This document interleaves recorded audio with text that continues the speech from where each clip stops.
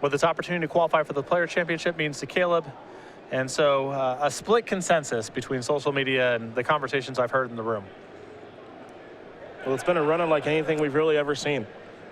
You know, Dylan Donegan last year at our Season 4 Invitational in Seattle, he was kind of in the thick of things as far as points were concerned. He just made it easy on himself by winning the Invitational. And then he took Steve Mann along with him, and Danny Jessup was the last one out. But for Caleb, coming into this weekend, points were not an option. It looked like there was maybe a little bit of a window when he's in the top 8 with Joe that he could sneak in on points. Yeah. Unlikely. For him to do it, he had to win this thing. And now he has the opportunity to do that, which is crazy to think about.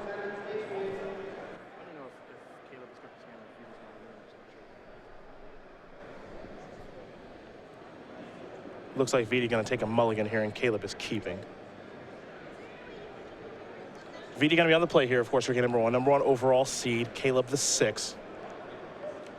It's been a recurring theme for Caleb so far in his run through the elimination rounds, where I think he's been playing against slower, more powerful decks.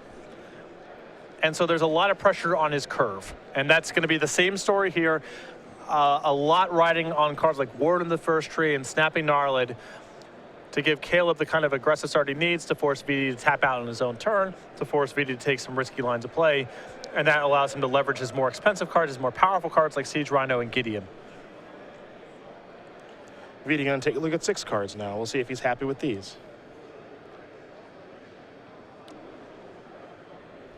He said he'll keep. The Scry, top card to the bottom. We are underway here in the finals as a shambling vet will start things off for Wijaya. Caleb Scherer with Ward in the first tree. He's 1 for 1. It's a good start. Yes, it is. I think he was 5 for 5 in the quarterfinals. He sure was. Prairie streaming a passing of the turn. Scherer will draw. I believe Vidi made a little bit of a face when he kept 6. The mulligan into a slow hand that contained the one main deck copy of Ugin.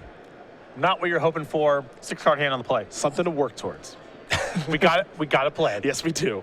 Just got to survive 6 more turns. Plains is the land here off of the Flooded Strand. We'll see if Warden is going to grow into a 3-3 or if Caleb has a follow-up. Looks like Warden will go to level 1. It is a 3-3, and across comes Scherer. Down to 17 goes Wijaya. He'll draw a card. Dragonlord Ochitai the draw. Dig through time in hand. It's adjacent, a passing of the turn. Vidi without a 3rd land. Still a bit of a ways away from Ugin. Yeah, I don't know if that's the plan anymore. Here comes the Warden. Wijaya down to 14. Does Caleb have an answer for the Jays? He's got a Shambling Vent. He's got another Warden, so the answer appears to be no. Wijaya will get to untap with the powerful blue card. But still a great start here for sure. Yeah. Not quite as good as having a non-curve play or removing the Jace, but this is a fine turn. Scatter to the Winds is not what the doctor ordered.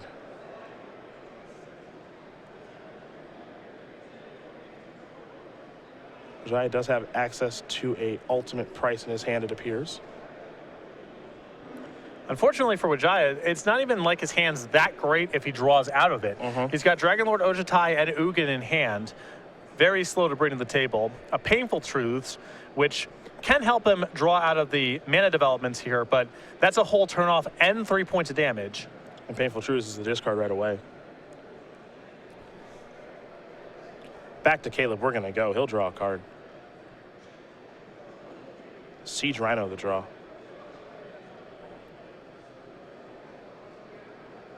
Here come the attacks.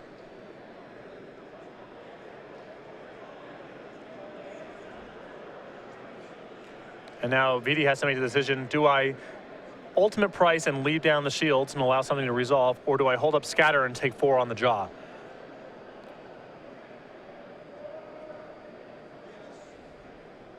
Looks like he's going to take 4 on the jaw. Scherer's deck has so many great 4-mana plays here. Both Siege Rhino and Gideon would be very challenging to beat in this spot, that Vidi's going to take his lumps.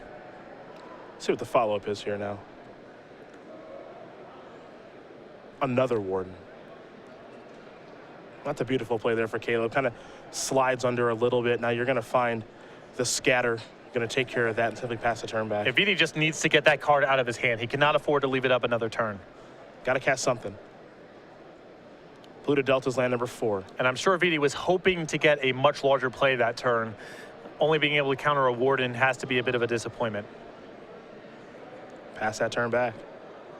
Scherer going to grow his other Warden.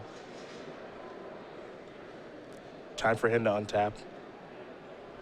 Take a draw. I believe the 4th Warden.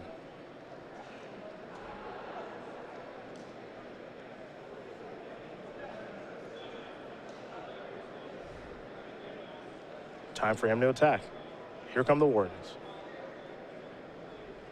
Looks like Jake's going to step in front of one of them.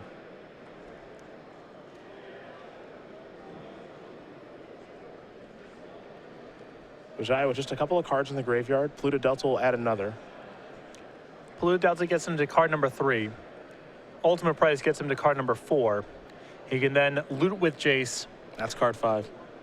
Jace flips over, doesn't take any damage, gets a free chump block for his trouble. But it does open the door for sure to resolve something large. Potentially. It depends on what VD does find. There is Slimgar Scorn in his deck. Yep. So he is drawing to a counterspell. Now, how he taps his mana here is tough to say, because he could also work himself into another copy of Ultimate Price. And I think he's trying to figure out exactly how he wants to go about doing it. There is Price. I think it's correct for Wijaya to prioritize the counterspell over the removal spell, because Scherer's 4-mana plays cannot be responded to with Ultimate Price. If it's Siege Rhino, that doesn't do anything, and Gideon doesn't do anything there. So I think you want to leave yourself drawing to Slimgar Scorn here, because that keeps Scherer off of his 4-mana plays.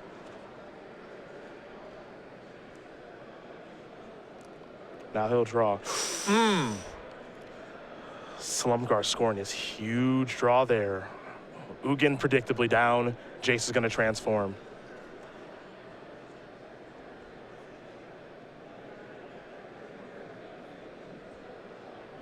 A huge rip for Scherer. There's the 4th Warden. Will VD try to counter? The answer is yes. Great sequencing here by Scherer. Could have just gone for broke and tried to resolve something big. Tested the waters with a Warden, which is probably good enough to warrant a counterspell here. Doors open for him to resolve something big. Well, unfortunately for him, the Smoldering Marsh is going to enter the battlefield tapped because he only has 1 basic. So couldn't resolve a Gideon there. And so all he can do is just pass the turn back over to Wijaya. But at least he traded the Slumgar Scorn for a Warden as opposed to one of his large plays. Yeah. He's trying to leave the Siege Rhino, the Gideons back, try to wear out Wijaya's defenses with less powerful cards and get to resolve his more powerful stuff.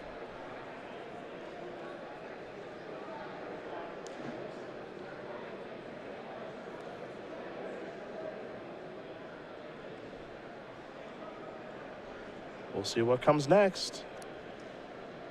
Jace gonna go down to 2. Ultimate Price gonna take care of the Warden. They're all dead now. Wijaya will just pass the turn back with 2 mana available. Back to Caleb Scherer, we're gonna go. Obzon Charm the draw. Perhaps it's time to go to a Rhino. Well, the longer that Scherer waits here, the more that cards like Dig Through Time and Dragon Lord Ojutai can take over the game. So I like the patience he's displayed thus far, but I think there's a window here for him to resolve something larger. Shambling Vent is the plan. He wants to go after Jace. How do we feel about this? I mean, if you really respect the possibility of another Slumgar Scorn that much, that's totally fine. The problem is now it opens up a window for VD to resolve Dig Through Time, because that's card number 6 in the graveyard. So in a roundabout way, Caleb actually turned this card on. Now VD gets to take a look at the top 7 and take 2 with him. It's going to be really hard to play around Slumgar Scorn here. Another problem is you don't really want to wait to start resolving your threats after Dragon Lord Ojutai has hit the battlefield. I know there's a philosophy here that says wait for your opponent to tap out in their own main phase and then start casting your big stuff. The issue here is that when Wijaya has Dragon Lord Ojutai in play, it's possible that between Wijaya's draw step and whatever he finds off of Dragon Lord Ojutai return, he can answer whatever Scherer's responses are. So when your opponent's tapping out for a card drawer, that's great. That's a great opportunity to resolve stuff. When you're trying to get out in front of Dragon Lord Ojutai, you might have to play a little bit riskier. Wijaya has found 2 cards that he's happy with. He'll draw a card. It's a copy of Utter End. And now things are getting very hard. You know he's going to cast Dragon Lord Ojutai this turn. pass the turn back over to Caleb.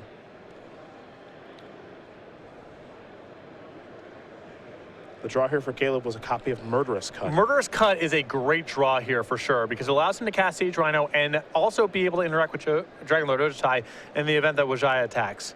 The creature removal isn't always at its best game one, but this is a great time for Murderous Cut. You can see Wijaya's hand right now. He does have a Slumgar Scorn, also a copy of Utter End. He'll take a draw step here. Picked up another copy of Scorn. Here comes Dragonlord Ojutai. I think you got to try to cut now. Oh, for sure. Here's an attempt.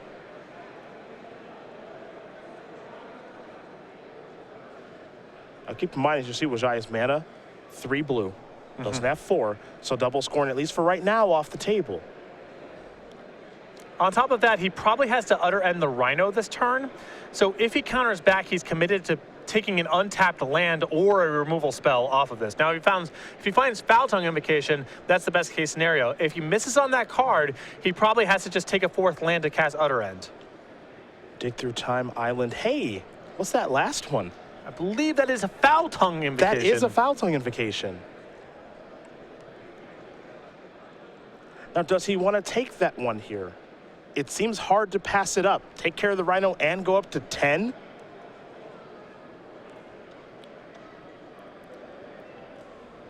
He's going to consult the grip. Again, Utter End, Painful Truths in hand. Also a copy of Slumgar Scorn. But we have seen this type of gameplay from Esper Dragons before. Once you get Dragonlord Ojutai down to your attacking, it's protect the dragon. Which is why I thought it was important for sure to try to resolve some stuff, especially the turn where he took down Jace in lieu of casting one of his big threats. Because once the game gets like this, even if Scherer resolves his stuff, there's no guarantee that's going to be good enough. Now, for example, he can Abzan Charm here to get Dragonlord Ojutai off the battlefield. I think it's important that he does. But I don't feel like Caleb is ahead at this point. I feel like he's now trying to catch back up. And that was his whole turn. Yep. Foul Tongue Invocation the draw here for Vidi. Might be time to cast a Painful Truths. And now with that 4 life he got off the Foul Tongue Invocation, now he's got a safer cushion with which to resolve Painful Truths, gas back up. Here is Painful Truths. Down to 7, 3 cards on the way.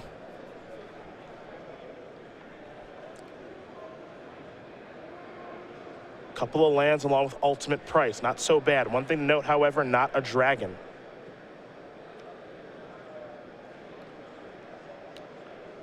And with no dragon, that Slumgar Scorn's a lot worse, as is the Foul Tongue Invocation. Vidi also, right now, very vulnerable to Gideon. Yes. Not a card he can answer cleanly.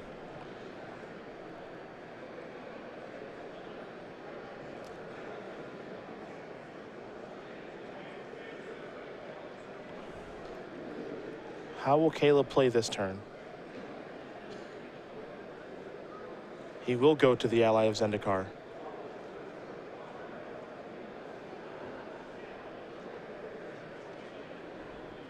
And it appears as though that is going to resolve. Vidi taking a long look at the grip, trying to show some strength here.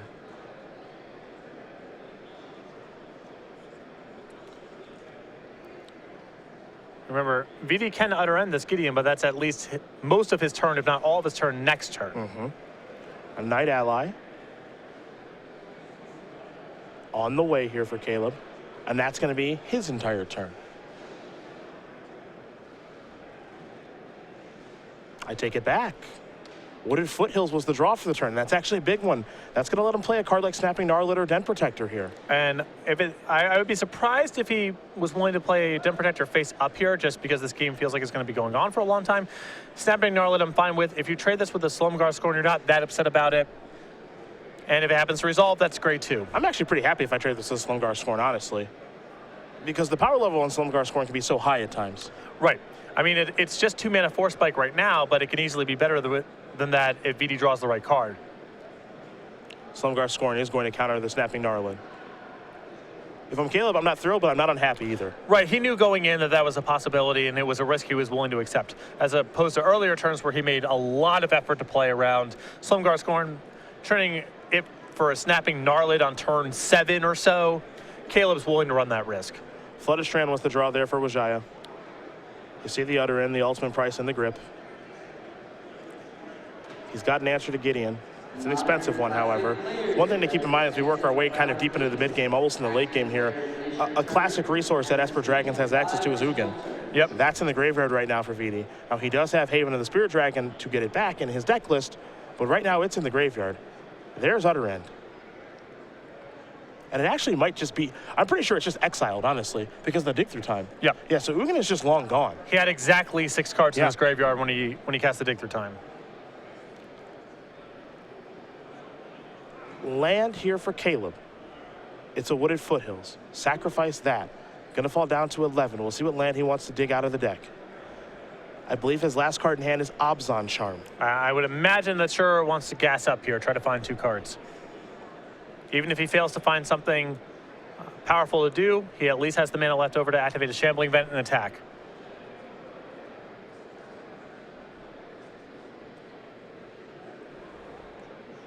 See a little bit of a reorganization of mana here. And here's an attack. Ultimate price gonna go there. Shambling Vent gonna come across for 2. Wijaya down to 5, Scherer up to 13. Do you want to gas up on the main phase? Yes. He's going to pass the turn back. I mean, that's Scherer's last card. Well, Dragonlord Ojutai was the draw here for Vidianto Wijaya. He's going to cast that with Foul Tongue Invocation at the ready. And now Scherer can't really attack. And he can't really cast the Abzan Charm because he needs to hope to be able to kill Dragonlord Ojutai with it. Looks like another Abzan Charm was the draw. Ideal draw. That way you can at least win the fight over Dragonlord Ojutai. Even if Wijaya has a counter spell and he fails to counter, you again can draw 2 cards. Flooded Strand the draw here for Vidi.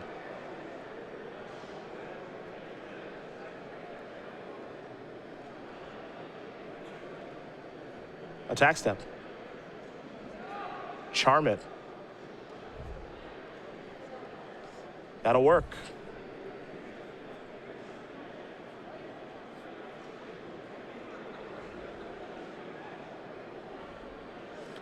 I think Wijaya has to go for an attack there. Scherer's hand could be empty.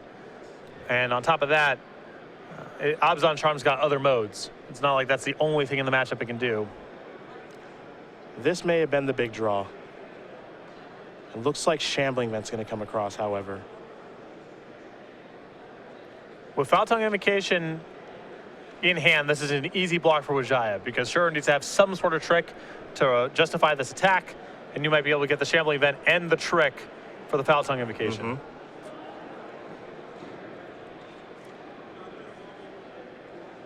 I've been surprised not to see Caleb cash in the Abzan Charm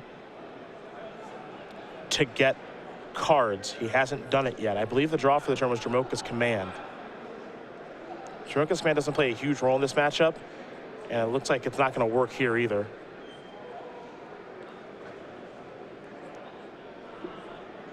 There's Foul Tongue. So Caleb will lose the vent. Pretty gutsy attack there from Scherer, especially at the cost of casting his Abzan Charm this turn. And now the coast is clear for Wijaya to activate his own Shambling Vent and start attacking, get a little bit of a cushion. And that's exactly what you're going to see him do. Fire 1 up. It looks like he's going to fire 2 up. And it's going to bring him to 9. It's going to tie it up. And getting this hit in gives Wijaya a bit of a cushion. Also drops Scherer's life total down a little bit, making the cost of Abzan Charming for 2 cards a lot higher. Wijaya going to go up to 8. Scherer down to 9. Caleb will draw. Picked up a copy of Wooded Foothills. He'll start by playing one of these, it appears.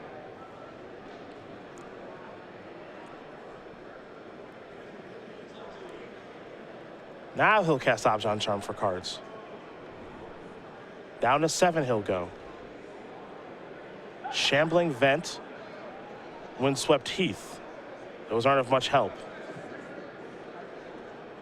He'll sacrifice the Heath. Go down to 6.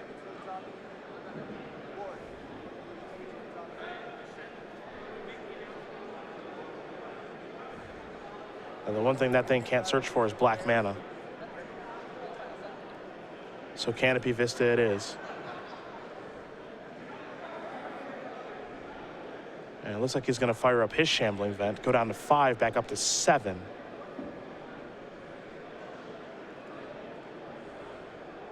curious how much work this attack gets done, however. Yeah, I think he's better served holding back on defense. Yeah.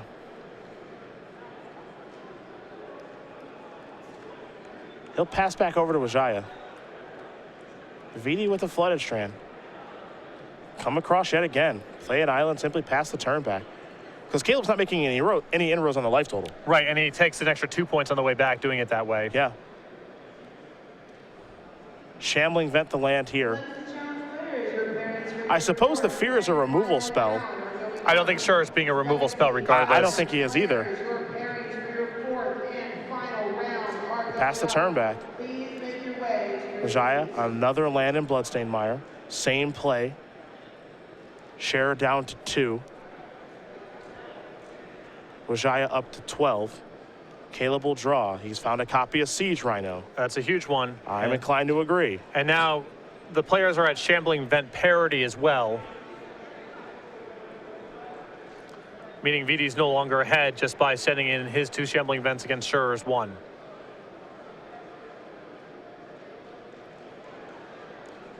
Wijaya has at least built up a bit of a cushion in terms of life with these Shambling Vent hits. He's going to fall down to 9, however. Scherer going to go up to 5. Now I like the idea of a Shambling Vent attack. I'm perfectly fine with that. Got a Rhino back on defense, and a removal spell is bad for you regardless, so you might as well get a little aggressive. 7-all as we head back Wijaya's way. A lot of draw steps that are great here for Vidi. Jace isn't bad. Not the most powerful thing he could have found. Something like Dig Through Time's a lot better here, but no slouch as usual. Scherer going to untap. He'll take a draw step here. Picked up a copy of Windswept Heap to go along with the Wooded Foothills.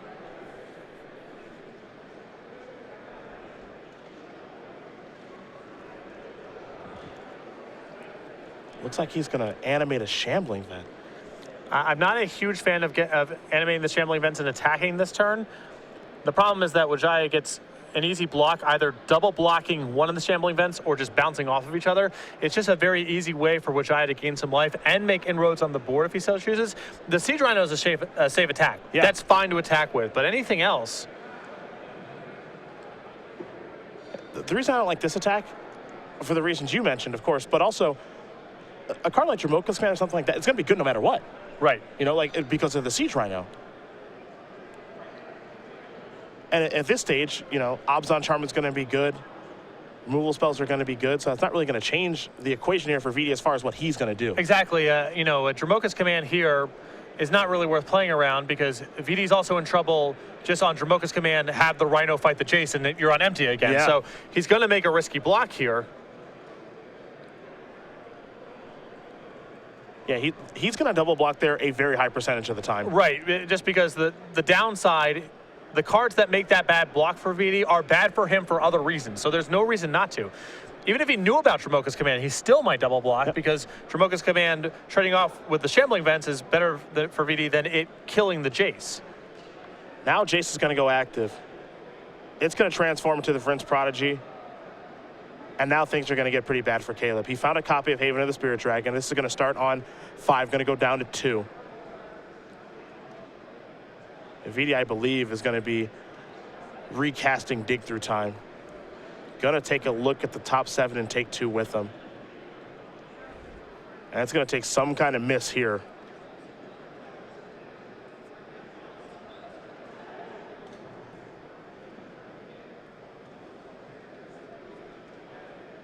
So let's see what Wijaya is able to find. A card like Dragonlord Salumgar, which he did just find, is phenomenal right now. Foul-Tongue Invocation, Salumgar's Scorn, another copy of Dig Through Time. A lot of great options. And you can be pretty confident that Scherer doesn't have a creature removal spell in his hand because you would have seen it last turn. That Jace would be dead if he did. There's Haven of the Spirit Dragon. Here's Dragonlord Slumgar. I'll take the Rhino with me, and that is going to do it for this game. Vidianto Wijaya is going to win game number 1 here over Caleb Scherer. Esper Dragons up a game here over Obzon Aggro. And that was the real important one for Vidi to get, because as I talked about before, sideboard improves things quite a bit for Caleb. I think he catches up more than Vidi gains more ground. to the sideboards is where we're going to go here for both players. We're going to start with Caleb. You talked about him picking up some ground here. I think it's got a lot to do with these 4 copies of Pitiless Horde and 3 Duress. He's also got 2 Painful Truce, 2 Self-Inflicted Wound, 2 Planner Outburst, and 2 Rising Miasma. I see 11 cards that are well suited for this. The Pitiless Horde, the Duresses, the Painful Truths, and I think Self-Inflicted Wound is a fine card to bring in just as an answer to Dragon Lord Ojutai, because that card is so good against Caleb. Other side of things. 2 Arashan Clerics, 3 Monastery Mentors, 2 Negate and Ultimate Price, 2 Tasker, 2 Duress, a Languish, which is great against Obs on aggro, and 2 Self-Inflicted Wound. The Languish is great here. The 2 copies of Self-Inflicted Wound. I believe VD brought in Tasker in this matchup early on in the tournament, just assuming that Caleb has to cut a lot of his creature removal and that it's a fine blocker and another way to win a long game. I also think that the 2 copies of Negate want to come in here, as a lot of Caleb's best sideboard cards are spells. It's also an answer to Gideon, which can be a problematic card for Wijaya. Well, game number 2 going to be underway here as these players do sideboard and get ready for the tough part of things, which are the sideboarded games, but both players with some healthy options that they can bring in. We'll talk about SCG Game Night for the final time here this week, and it's the very popular promotion with Star City Games. We do appreciate you guys playing in it, and every week you can get the rainier in December and some cool stuff in January and February. StarCityGames.com/Game Night for more information. Every month we come out with new pins and tokens that we send to the stores that sign up for Game Night. Stores that run Game Night can run it any day of the week, any format they want. Just get players in the store on a regular basis for some fun and friendly magic. This is the December kit the players are playing for right now, which is the Reindeer. We have the next 2 months announced, which is the Grizzly brand in January. And then in February comes Magus of the Moo. So StarCityGames.com/Game Night for more information. Contact your Star City Games in-store play representative today to get Game Night set up at your store. Canadian store owners, if you haven't brought Game Night to your store because of the cost of shipping the kits to Canada, we have changed the shipping rates to U.S. domestic. So if you want to get signed up for Game Night, again, StarCityGames.com/Game Night for more information. Contact your Star City Games in-store play representative. Game number 2 about to be underway here between Vidianto Wijaya and Caleb Scherer. As per Dragons, Obs on aggro. Going to be interesting to see exactly what sideboard cards do come to play. We saw Pitiless Horde from Logan Mize last weekend in Denver. Didn't get to see him actually use it. And this feels like the matchup where you don't want to use that card. So I'm curious to see exactly how that card has an effect on the matchup. It's just another very efficient heavy hitter for Caleb. It's got to be better than something like Anafenza in the matchup. I guess Ultimate Price may change that calculus a little bit, but it's more power to mana, and the dash can be a very potent thing against a deck that is packing main deck sorcery speed removal with more of it in the sideboard. For VD, a lot of great options, and what you saw there was some of the power on display of Esper Dragons. You know, it can't be understated just how powerful a card Dragon Lord Ojutai is in command with those Dragon Matters cards. And that card really creates some issues for mid-range decks, because in an ideal world, you would just cut all of your creature removal, focus on the discard spells in your own creature. Dragon Lord Ojutai is large enough that it can brick off a sea of creatures. There's often going to be spots where Caleb just won't be able to attack at all. And once Dragon Lord Ojutai gets going, as we saw in that game, very hard for Caleb to catch up. So he has to leave in some amount of his creature removal. Now, Abzan Charm's free to leave in because you can always cycle it in the worst case scenario. But you do have to make some concessions to the removal spells you're leaving in your deck, when in an ideal world, you'd just be sending all of that to the sideboard, just focusing on discard spells and faster threats. Well, we'll see how things do shake out here in game number 2. Remember, best of 5 here in the finals, as it has been throughout all the elimination rounds. VD getting in a pile shuffle just for you, though he is a fast pile shuffler, so I hope it doesn't bother you too much, as Caleb is ready to rock and roll here for game number 2. Remember, one of these players, the last one, number 16 into the Players' Championship. The rest of it has been decided. That'll be next week in December 19th and the 20th. At the Star City Game Center in Roanoke, Virginia. And what a tournament that's going to be. 16 competitors, $50,000 on the line. And I know we haven't seen Brad Nelson much on the Open Series here this year, but I'm looking forward to seeing him again and what he puts together as the defending champion. He's been in the lab for a better part of a month now. The formats have been stable, no new content in quite a while, besides the Commander cards that were recently released for Legacy. So he's had a lot of time to brew. Skipped out on the Invitational this weekend, I would imagine. Take a weekend off, focus on the testing. Yep. He'll be joined by players like Jacob Wilson, Jim Davis, Logan Mize, Ross Merriam, and many others.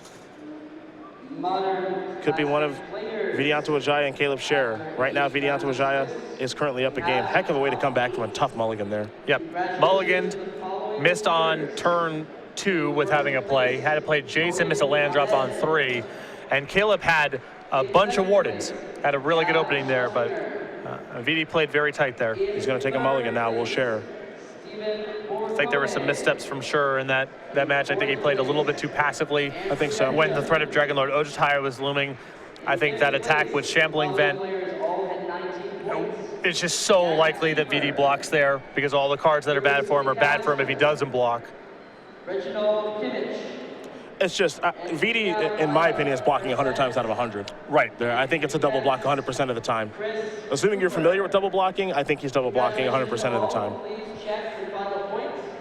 These will become final in 2 minutes. If you have made the top 8, please bring us your deck if you have not already, and then gather. VD going to keep his 7.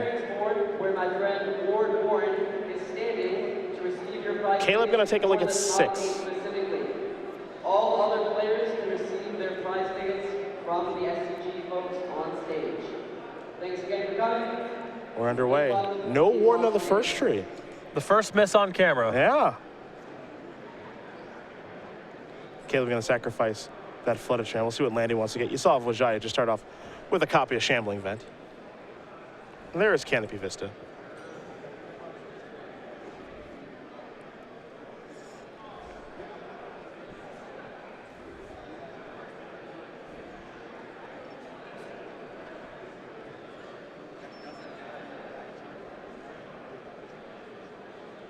Back over to Scherer, we're going to go. There's a warden. That's land number 2 in Shambling. Then pass the turn back over to Vidianto. So he did have the warden. He just didn't have untapped green on turn 1. A little late to the party. Back to Scherer. In comes the warden. Just one works.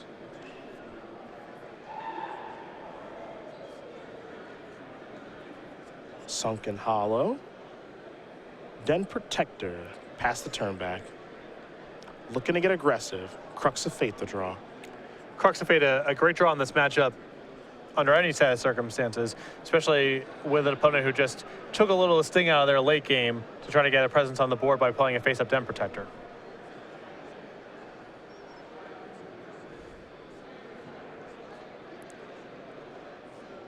There goes Flooded Strand.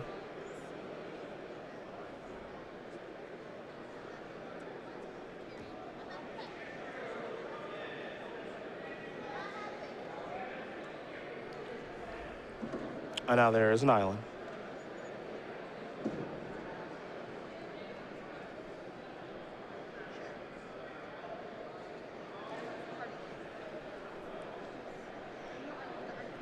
Third land is an island. And now there is Painful Truths, only for 2. Well, Painful Truths on the draw means you're going to be discarding 2 cards if you haven't done anything for the first couple turns of the game. So no real reason to take the extra point of damage if he knows for sure he wants to get a second island, because it's only the difference between draw 3, discard 2, and draw 2, discard 1. Jace is the discard, pass the turn back over to Scherer. This is a big turn here for Caleb. The window is open. Does he have something to do? Well, VD's trying to rope him in a little bit too, because he has the Crux of Fate in hand. So I think VD's hoping, well, if he overextends here, if I can survive the next turn, then Crux cleans up everything and I can take over the game with the leftovers. There's Siege Rhino. Wijaya will take the 3. We're going to head back over to VD. 22-10. Wijaya will take a draw. You do not want your first play of the game to be Painful Truths. No, you don't. Especially on the draw. You want it around turn 6 when you're following it up with something. Turn 3 on the draw, facing some pressure. Not so much. Not as much, no. It's just a 4th land in Prairie Stream, and now we head back over to Scherer. Scherer does have a copy of Abzan Charm in hand. I like firing Shambling Vent up a lot here. I don't really have much interest in casting a spell. If you're worried about Crux of Fate, I don't have much interest in working my way into that situation. And now here come the beatdowns.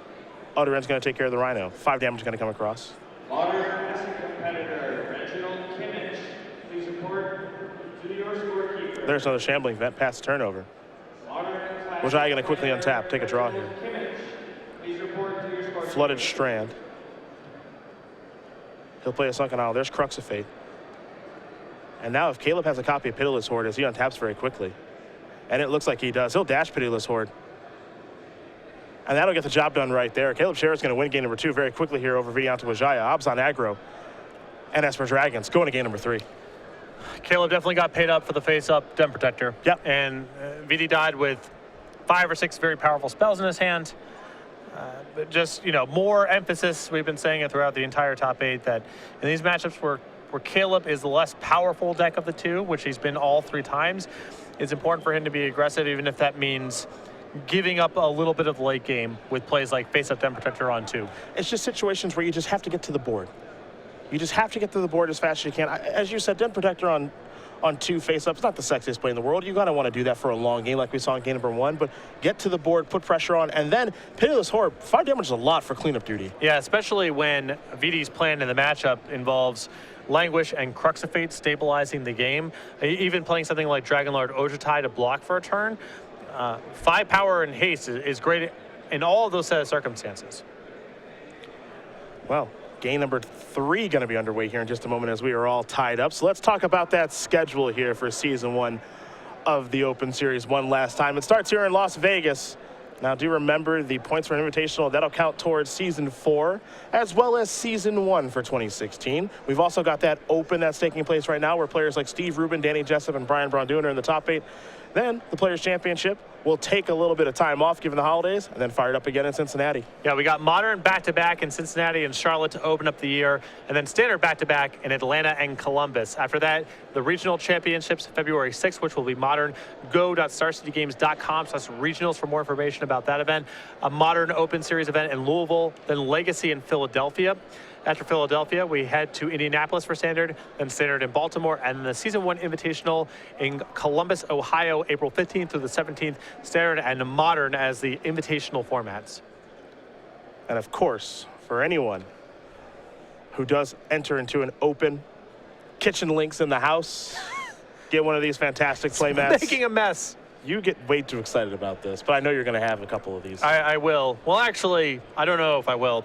Because getting the playmats from Star City Games, if you're a commentator and not a player in the event, here we go. Kind of like pulling teeth. But I'm going to do what I can to either ask the right people or steal a package of it off the pallet when they're loading up. StarCityGames.com. Yeah, there you go. More information about the Season 1 schedule. I'm going to make sure that you don't get one. They had to put so much stuff on the truck. Yeah. You know, it's not a small task loading things up. There's going to be a window for me. And I got sticky fingers. And apparently, we have a very large truck, Patrick. And they being Star City Games, should use we, but we're in an adversarial spot right now. Oh, so yes, yeah, we're fighting. They could make it very easy. You can just give me one of the playmats, you know what I mean? I would play in an Open Series event, but I can't because I'm commentating at all of them. So this doesn't seem like a big ask. And yet here we are. Yeah. I'm going to make sure you don't get one. That's not my new life goal. Yeah. You've got your stamp of approval. That's how you're going to spend your political capital, is just making sure that I don't get a playmat. Well, that seems petty, even by your standards. And what are my standards exactly? That implies I have those. Petty enough to threaten me to not get a playmat. It's a prairie stream on turn 1 for Vidianto. A forest, no ward of the first tree here for Caleb. Jace here on turn number 2. A windswept heath here for Caleb. He'll fall down to 19. And there's a plane that does make you wonder if he did keep it a card like Silk Wrap. Doesn't have very many targets, we know that. I think Silk Wrap is probably below the bar. It's just too bad in every situation that doesn't involve Jace. I like the Obzon Charms and Murderous Cuts as removal spells, and Murderous Cut happens to get Jace, but they have utility in other ways. Silk Wrap is very narrow. Snapping Gnarlid is the turn 2 play there for Caleb. I think the really narrow removal in Silk Wrap and Dromoka's Command has to go. But the flexible ones like Murderous Cut and Obzon Charm, those can stay in. Things just got pretty hard here for Vidianto. I do not believe he has a third land. He got out of the spot in game 1, though. Yes. There goes Jace. Past that turn back. Caleb's got to be thrilled. He'll untap and draw. Gideon was the draw. There's a Smoldering Marsh. Trigger the Snapping Gnarlid. Come across here for 3. Vidianto's going to fall down to 17. Is there a follow-up? Yes, there is, and that offends the foremost. A bit surprised to see this in the deck post-board, just because I assumed with Pitiless Horde coming in, there'd be too much competition at 3, and Anafenz's text box isn't relevant, but 4 4s for 3 are still 4 4s for 3. Vidi has missed again. Dig through time the discard. Back over to Caleb, we're going to go. He can close this one out pretty quickly. This is something that Abzan does such a great job of closing out games. There is a fetch land in Wooded Foothills. That'll trigger the Gnarlid. Now the Anafenza trigger. Let's trigger the Gnarlid again. And Slumgar scored mana not at the ready here for Wijaya. So this is a pretty healthy attack here of 9.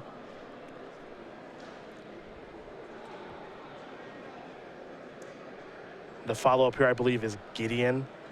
It's actually going to be a copy of Siege Rhino. Either 4-drop's good. Well, this protects Caleb from the scenario where Wijaya has a negate in hand, which is a Very sideboard true. card. So there's no risk here playing the Rhino, and Gideon could allow Wijaya to basically get back in the game if he hits some lands and can chain together some Foul Tongue Invocations. Shambling Vent the draw there for Vidi. He needs a land that's going to enter the battlefield untapped. And I'm not sure he can afford to activate Jace to try to find one. Well, if he's on blocking detail, that means he's on chump blocking detail. There's none of this loot and flip Jace going on right now. He's got Tassiger in hand, Dragonlord Ojutai, all the goods, of course, but when you have no lands, what else could your hand be? It's tough because even if Wijaya finds land number 3 for Foul Tongue Invocation, even with a dragon in hand, there's still 9 points coming across the table next turn, easy. Pluto Delta is the land that he's found. And even that one, even though it is an untapped land, that one costs a life. Yeah. Foul Tongue Invocation game 4, I think, is the best thing Vidi can do in a spot like this.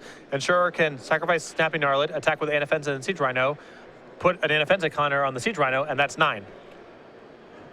Utter End is the discard. Delta's the land, past the turn back. Scherer will draw. I suppose the hope here is you can, if Scherer doesn't have a land, you can hope that he puts the Anafenza counter on the Snapping Gnarlid. Even then, it seems impossible.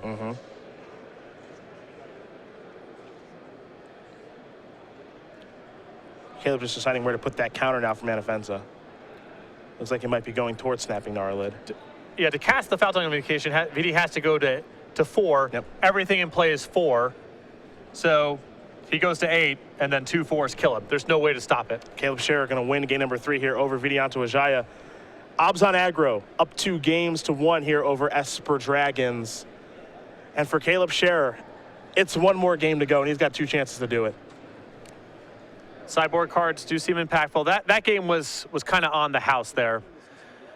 But we saw there in game number 2 how much Pitiless Horde mattered. And Scherer starts here with some early aggression in game 1. Vidi gets to Crux of Fate in time, likely to be good enough. Scherer has a lot more haste in the deck post-board, and he's got Duresses to attack Wijaya's hand. Game number 4 about to be underway, but do keep in mind, as we talked about that schedule for 2016, our first event will be the 2nd and the 3rd of the year in Cincinnati. And for those of you who don't know about the details about that, what we've changed here with the SCG Tour, we'll let you guys find out more about our stop in Cincinnati right now. Join us on the SCG Tour January 2nd through the 3rd for the Cincinnati Open weekend. On Saturday, play in the Modern Open main event. Every competitor gets a playmat featuring kitchen links, plus our latest Invitational Winners token, just for playing. The top 8 finishers earn a spot in an upcoming Invitational and get 1 step closer to the Players' Championship. On Sunday, it's your format, your tournament, as you choose between Standard and Legacy Classics. All participants get an Invitational Winners token, and the top 4 competitors in each Classic qualify for an Invitational. There's plenty more to do in Cincinnati. All weekend, play in side events and earn tickets to spend at the SCG Prize Wall. Between rounds, meet the weekend's special guests, artist RK Post and Aaron Miller. And don't forget to tune into SCG Live as Cedric Phillips, Craig Krempels, and Nick Miller bring you coverage all weekend long. The Cincinnati Open weekend is January 2nd through the 3rd. Step into the spotlight. Well, those are the details for our stop in Cincinnati, January 2nd and the 3rd. Little modern action there. I'll be joined by someone you know pretty well in Craig Krempels. One of a long line of the past future of American Magic. 9th place Pro Tour Yokohama. Intentionally drew himself, thought he was in top 8, drew himself into 9th. Oh, goodness. National champion, back at one of the last large purse national championships. Yep. 2 Grand Prix top 8s. Yep.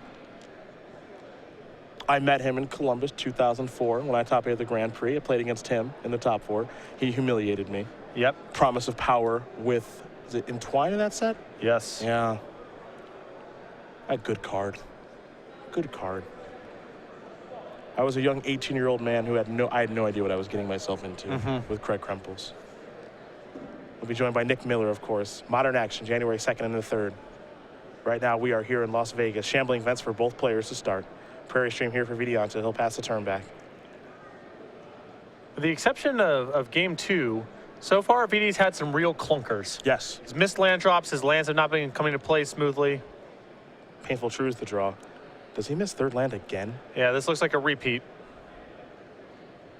There's Haven of the Spirit Dragon. Okay. Pardon. Painful Truths will only draw 2. That's better than nothing. He's just going to pass a turn back, Foul-Tongue Invocation at the ready. Okay. Dragon in hand, gives himself a bit of a buffer. And again, you'd rather cast your spells first and then gas up with Painful Truths than do it the other way around.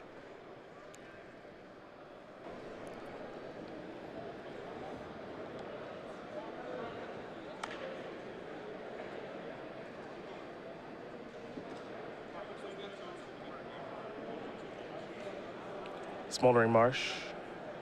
Snapping Gnarlet, pass a turn back. Very important for Caleb to have a follow-up play there. If he misses and VD has an opportunity to cast Painful Truths or Jace in the clear, Caleb might have already fallen too far behind. Haven of the Spirit Dragon Painful Truths in the same deck makes me want to cry. Combo! I understand that there's only the one Haven and all this. This is not the first time today I've watched this play. I was walking around the room. Just not how you build a deck. 2 cards drawn, no lands found. It's a Canopy Vista in for 3. What's the follow-up here for Scherer, assuming he has one? And Offense of the Foremost, pass the turn back.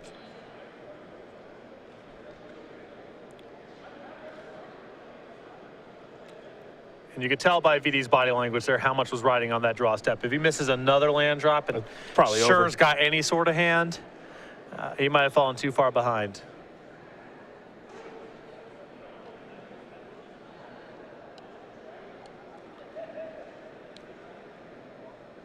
Classic colorless lands converge strategy.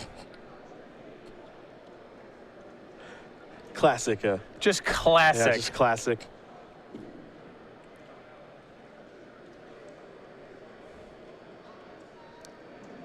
A Sunburst Darksteel Citadel strategy. Infamous. Yep. Looks like it might be time for Jace, and it is. So I believe this line of play allows VD to cast the Jace and Murderous Cut this turn, because Blue to Delta gets to be the 3rd card in the graveyard, mana 4 and 5. No attackers just yet, Caleb.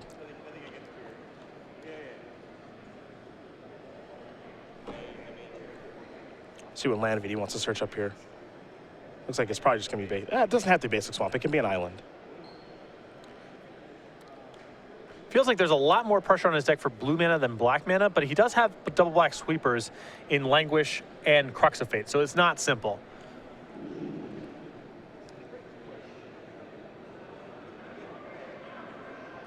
Of note, Caleb did not play a land before going to the attack step, so it looks like he doesn't have another land in hand. And Offensive down from the Murderous Cut. Here's an attack for 2. Wijaya going to fall down to 16. No blocks with the Jace there.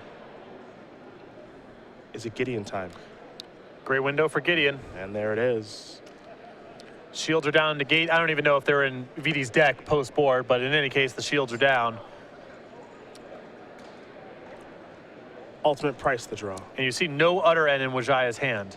At least not yet. Let's see if Jace can find one. Nope. Self-inflicted wound. And VD's hand is a mess. Yeah. It is no answer to Gideon, a bunch of spot removal spells, and a bunch of dragons missing land drops.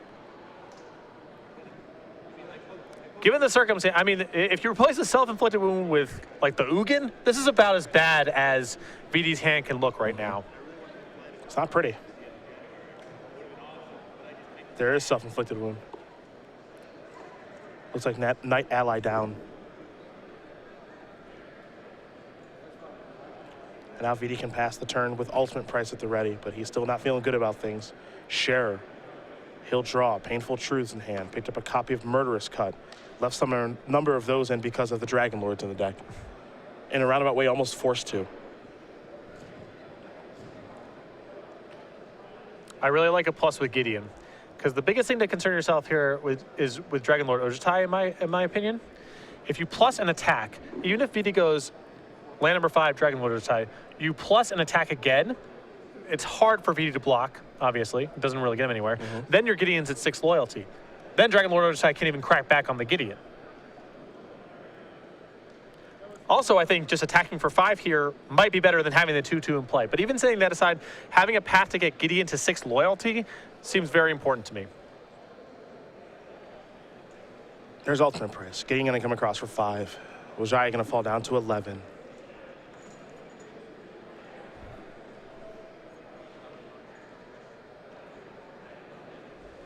The follow-up here for Caleb is a copy of Murderous Cut to get Jace off the battlefield. And now Warden. He'll pass the turn back. Big draw step here for VD. It's a Jace, not land number 5. And you can see VD looking back and forth on his hand, thinking, my play this turn can't really be Jace. Yeah. But Foul Tongue Invocation doesn't get him anywhere. That's just a Warden down. I suppose he goes to 15, but that's a rough way to use the turn when you're getting cracked back for 5 and Caleb's got a bunch of spells in his hand. It might buy you enough time, but he's just going to pass the turn back for right now.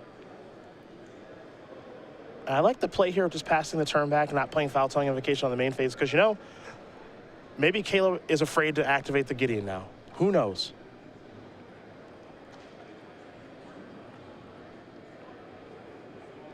Got to give yourself the best chance. It might at least prevent Scherer from going with Pitiless Horde. If VD does it on the main phase, then Caleb can just dash Pitiless Horde, come across for 10, and then you're in all sorts of trouble. Foul Tongue Invocation. Revealing Dragon Lord Ojutai.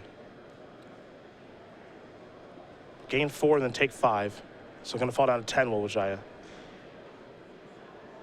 And this is the kind of turn here where Caleb can afford to gas back up if he'd like. I actually think I prefer just casting Pitiless Horde. Yeah?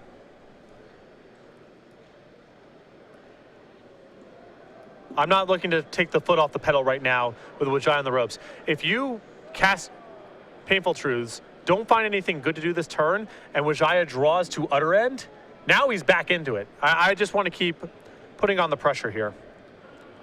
Well, Scherer's found a couple of lands and an Abzan Charm. And the land is actually pretty important because this will allow him to play a copy of Snapping Gnarlid. Yeah, if he already had the land sewn up and he knew for sure he'd be able to follow up with Snapping Gnarlid, I think this play is okay.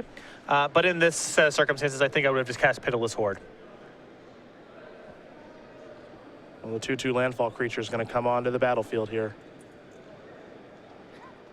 And now we go back over to Vidianto Wijaya. Is it land number 5?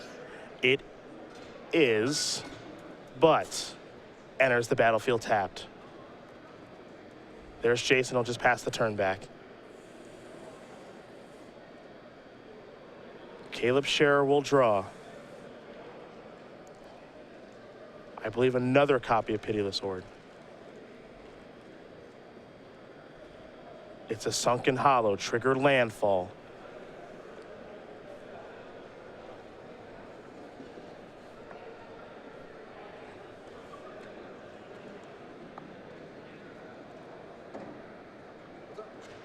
Caleb deciding how he wants to tap his mana here. He will dash Pitiless Horde. That 5/3 with haste right now. A lot of trouble here for Wijaya. Got put on the map last week in Denver Logan Mize had in the sideboard. And this card has really turned the matchup around post-board. It's been a true nightmare as all these creatures are going to come into the red zone. Jace is going to have to block. And now Vidi's got to figure out, is there any way for me to get out of this? Dragonlord Ojutai doesn't even really save him here. I don't think he's really drawing to anything. His hand's a dead end. If you cast Dragonlord Ojutai, he's dead. Foul Tongue Invocation doesn't get him anywhere. Utter End doesn't get him anywhere. 8 damage going to come across. The dash is done. Pitiless Horde back in the grip. Wijaya going to draw. And that's even a land there in Sunken Hollow that will enter the battlefield tapped, as there's only one basic out there. Dragonlord Silumgar could have potentially done something to save him here, and that is going to do it. Caleb Scherer, from a 3-3 start, decided, I'm not losing anymore this weekend. He has done it. He has won this match here over Vidianto Wijaya, 3-1. He's headed to the Players' Championship. He's your Season 4 Invitational Champion here in Las Vegas. Congratulations to him.